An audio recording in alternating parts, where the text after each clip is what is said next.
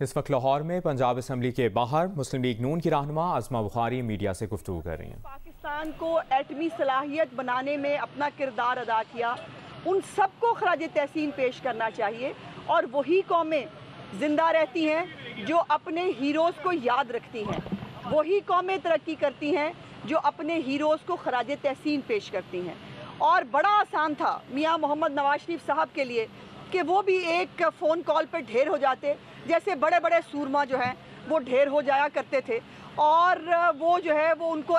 پاکستان کو عراق بنانے کی دھمکی دینے کے باوجود انہوں نے کہا کہ میرے ملک کی عزت اور میرے ملک کی سالمیت اس میں ہے کہ اگر انڈیا نے ایٹمی دھماکے کیے ہیں تو پاکستان کو ایٹمی دھماکے کرنے ہوں گے۔ اور میں سمجھتی ہوں کہ میاں محمد نواز شریف صاحب کی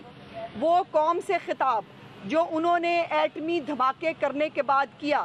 وہ پاکستان کی تاریخ کا ایک بہت بڑا لیسن ہے۔ اس کو پاکستان کی تاریخ میں سنہری حروف سے لکھا اور یاد تو کیا جائے گا، لیکن اس کو ہمیں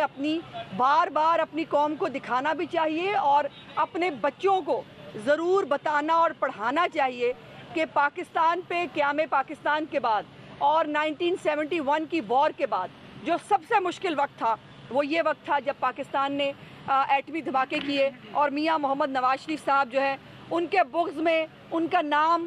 جو ہے وہ لینا بند کر دیں، ان کی تصویر دکھانا بند کر دیں، ان کی تقریر بند کر دیں، لیکن ان کے ان کارناموں کو بند نہیں کیا جا سکتا۔ ان کے یہ کارنامے جو ہیں یہ صرف ایٹمی دھماکہ نہیں ہے، پاکستان کے اندر جتنی ترقی آج تک ہوئی ہے وہ انفراسٹرکچر کے حوالے سے ہو،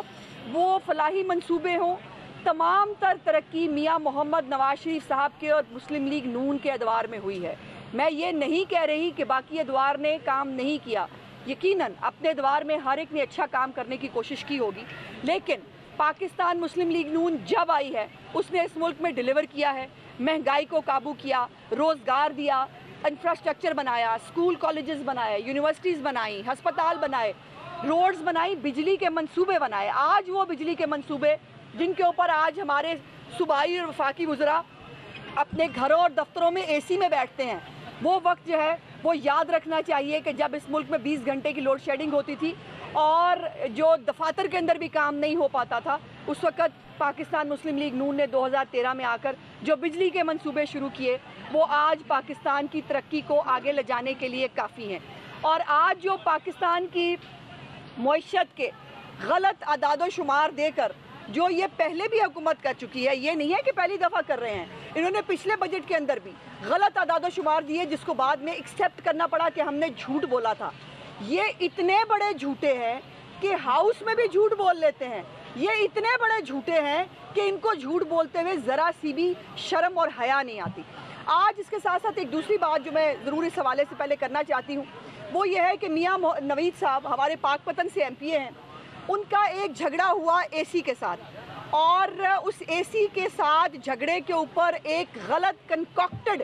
ایف آئی آر جو ہے وہ درج کی گئی۔ میاں نوید صاحب آن ریکارڈ موجود ہیں، اور وہ تمام پولیس کے اہلکار جو اس وقت یہ میاں نوید صاحب اور اے سی صاحب دونوں اکٹھے پولیس اسٹیشن گئے اپنی ایف آئی آر درج کرانے کے لیے، لیکن ان کی ایف آئی آر تو درج نہیں کی، الٹا میاں نوید صاحب کے اوپر جو ہے وہ ایف آئی آر درج کر لی۔ اگر اے سی کے ساتھ بدتمیزی کرنا بڑا جرم ہے تو فردوس باجی کو جو ہے وہ تمغے کی شکل میں ملتے ہیں۔ کیا اس عمران خان صاحب نے کون سے سرکاری افسر کا جو ہے اس کے ساتھ بدتمیزی نہیں کی، گریبان پکڑنے کی بات نہیں کی، تھانوں پر حملے نہیں کیے؟ یہ سب ہوا، چلے یہ تو ہوا سو ہوا، عدالت نے ان کی ضمانت مسترد کی، لیکن اس کے بعد کل رات سے جو سلوک ان کے ساتھ کیا جا رہا ہے، جان بوجھ کر ان کے سیل کی بتی آف کی گئی، ساری رات وہ بغیر لائٹ کے بغیر پنکھے کے ان کو تھانے کے اندر رکھا گیا۔ اس کے بعد ان کو جو ہے وہ ان کو کہا گیا کہ جی ہمیں حکم ہے کہ آپ کی ہتھ کڑی نہیں کھولی جائے گی، اور ہتھ کڑی بھی آپ کو لگا کر آپ کا ہاتھ یوں رکھ کر ان کو آج 2-2.5 گھنٹے کا سفر طے کرا کے ان کو آج پنجاب اسمبلی میں لایا گیا ہے۔ تو میں سوال پوچھنا چاہتی ہوں کہ ان کے اتنے بڑے کھانچے ہوں، وہ رنگ روڈ ہو، وہ آٹا چینی چوری ہو، وہ جو مرضی ہو، اس کے اوپر اینٹی کرپشن تحقیقات کرے گی، اور اینٹی کرپشن نے آج تک، میں پوچھنا چاہتی ہوں، کہاں چھاپا مارا؟ کیا وزیر اعلیٰ ہاؤس میں، وزیر اعظم ہاؤس میں چھاپا مارا؟ کیا غلام سرور کو، زلفی بخاری کو اریسٹ کیا؟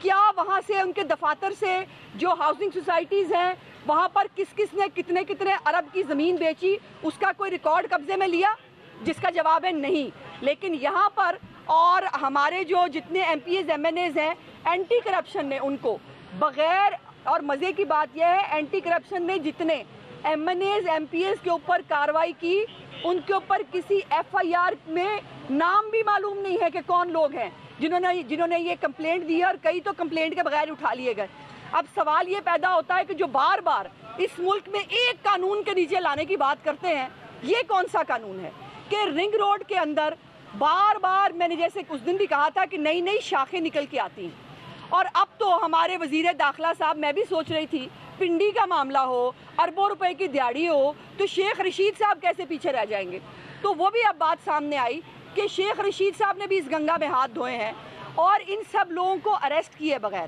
ان لوگوں سے تفتیش کیے بغیر رنگ روڈ کی انکوائری نہیں ہو سکتی۔ اور اب میں پوچھنا چاہتی ہوں کہ اگر وزیر اعظم پاکستان، جو 3 دفعہ اس ملک کے منتخب وزیر اعظم تھے، ان کے خلاف پاناما کا کیس چلا، ڈیلی ہیئرنگ ہوئی، اور ڈیلی ہیئرنگ ہونے کے بعد جو ہے ان کو سزا سنائی گئی، ہمارے لوگوں کو اریسٹ کیا گیا، جو بھی سیاسی مقدمات بنائے ان کو آج تک۔ اور پھر مزے کی بات یہ ہے کہ یاور بخاری صاحب جو ایک وزیر ہیں، یہاں ہمارے صوبائی وزیر ہیں، ان کی ایک آڈیو کلپ بھی سامنے آیا ہے ایکسپریس کے پروگرام کے اندر،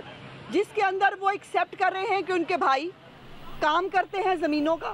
اور انہوں نے لاہور میں پنجاب اسمبلی کے باہر مسلم لیگ نون کی رہنما عظمہ بخاری میڈیا سے گفتگو کر رہی ہیں۔